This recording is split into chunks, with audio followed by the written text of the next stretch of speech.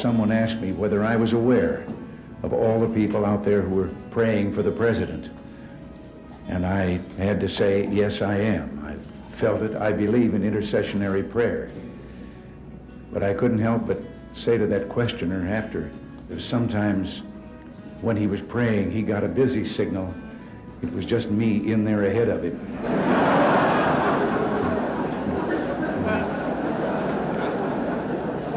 I think I understand how Abraham Lincoln felt when he said, I have been driven many times to my knees by the overwhelming conviction that I had nowhere else to go.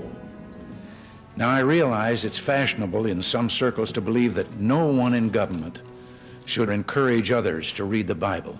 That we're told that we'll violate the constitutional separation of church and state established by the Founding Fathers in the First Amendment. The First Amendment was not written to protect people and their laws from religious values. It was written to protect those values from government tyranny.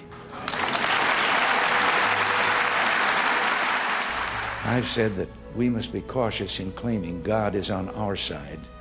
I think the real question we must answer is, are we on His side? No matter where we live, we have a promise that can make all the difference. A promise from Jesus to soothe our sorrows, heal our hearts, and drive away our fears. He promised there will never be a dark night that does not end. Our weeping may endure for a night, but joy cometh in the morning.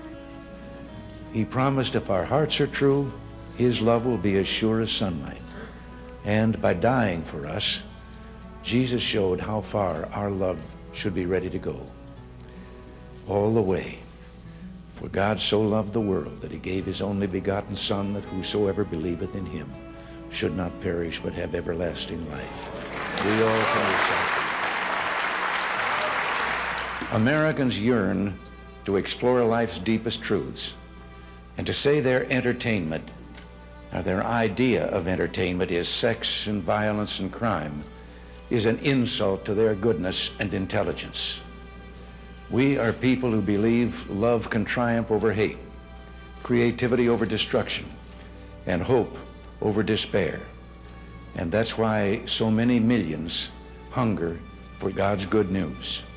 I've always believed that we were, each of us, put here for a reason, that there is a plan, somehow a divine plan for all of us.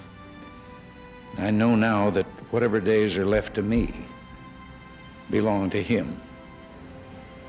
I also believe this blessed land was set apart in a very special way. Our forebears came not for gold, but mainly in search of God and the freedom to worship in their own way. We've been a free people living under the law with faith in our Maker and in our future. I've said before that the most sublime picture in American history is of George Washington on his knees in the snow at Valley Forge. That image personifies a people who know that it's not enough to depend on our own courage and goodness. We must also seek help from God, our Father and Preserver. We'll never find every answer, solve every problem, or heal every wound, but we can do a lot if we walk together down that one path that we know provides real hope.